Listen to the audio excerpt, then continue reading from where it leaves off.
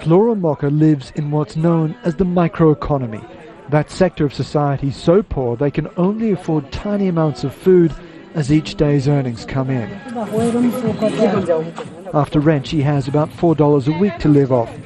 Buying small and buying often is the only way to shop as rising prices outstrip her ability to buy more than a day's supplies. Even if I earn about $1.20 in one day, it still isn't enough for me to buy the food I need for us. The microeconomy includes almost every product that can be reduced and repackaged into tiny quantities.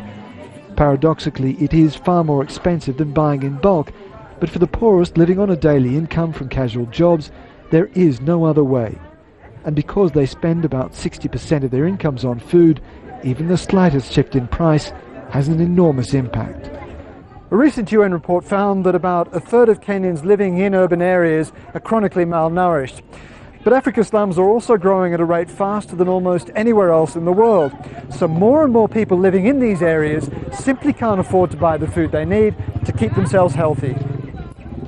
That doesn't just hurt individuals. It makes the entire workforce less productive, more vulnerable to disease. The national economy suffers.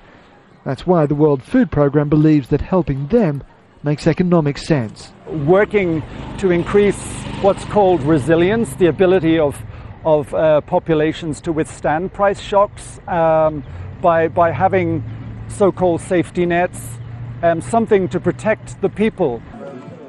But with no safety net, it often means surviving on what most of us would throw out without a second thought. Not only is the fish sold in micro quantities, it is hardly fit for consumption. I'll fry it for my dinner, he says. There isn't much meat on the bones, but what can I do? It is all I can afford. It is all many more people will be able to afford if the price of cereals continues to rise at the rate economists predict. Peter Greste, Al Jazeera, Nairobi.